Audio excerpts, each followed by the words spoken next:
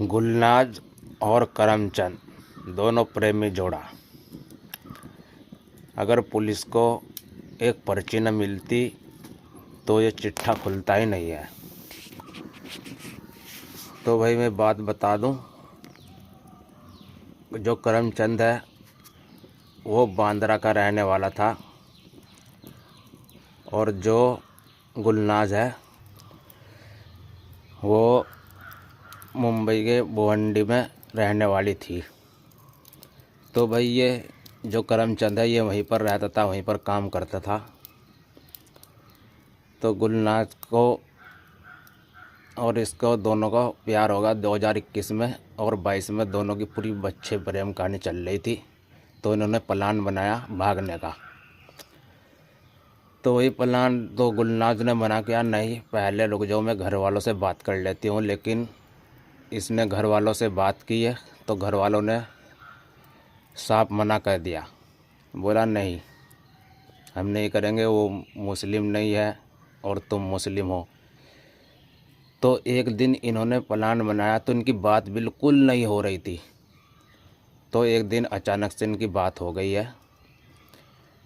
तो फिर ये 1 नवंबर 2023 को दोनों फरार हो चुके हैं। तो भाई ये निकल चुका है। तो इन्होंने कोर्ट मैरिज का, इसके यार दोस्तों ने इसका कोर्ट मैरिज करवा दिया दोनों का और अपने घर चले गए।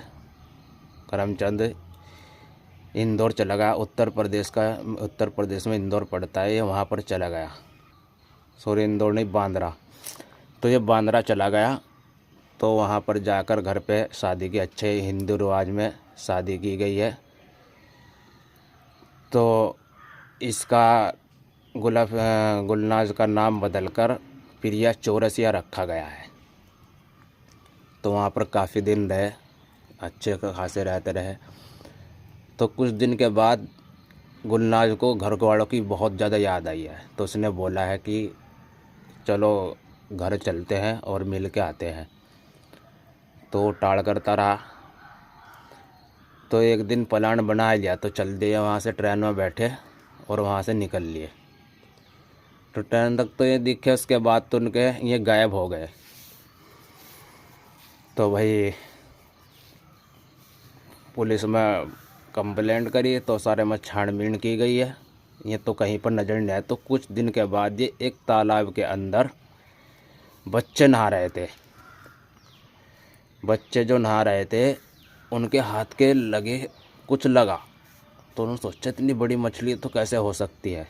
तो उनके हाथ पे जो से उन्होंने टच किया, दोबारा फिर किया तो उनके हाथ लगा। तो वहाँ से वो डर गए, भागने लगे। तो किसी आदमी ने पूछा भी कहीं बच्चे क्या हुआ, क्यों भाग रहे हो।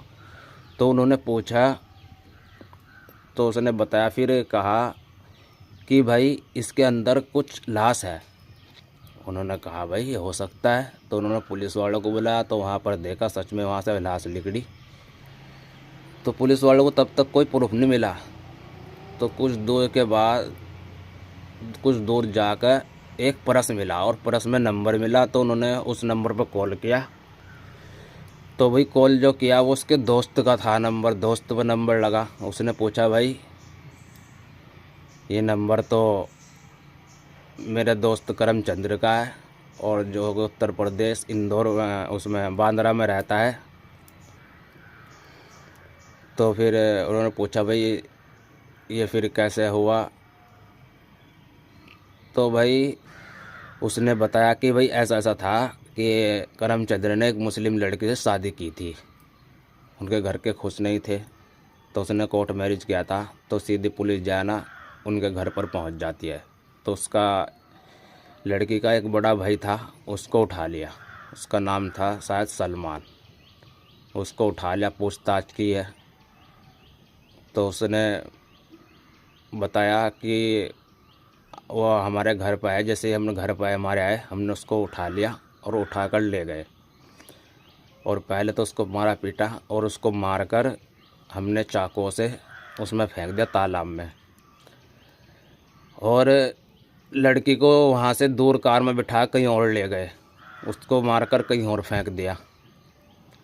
उसके गले में रस्सी डालकर फांसी दे दी। फांसी देकर उसको भी मार दिया। तो भाई मैं यही कहना चाहूँगा, ये प्यार व्यार कुछ नहीं होता। थोड़ा सोचो समझो और खुश रहो। अपने माँ बाप पर ध्यान दो। ये आज की जनरेशन बहुत ज़्यादा ख़राब हो रही है, जहाँ ख़ास करके सिटी में ज़्यादा है। गाँवों में तो कम है, लेकिन ख़ासकर सिटी में ज़्यादा है जो ये ऐसा काम कर रही है। सबसे पहले अपने माँ बाप को पूछो, उनसे उनकी राह में चलो,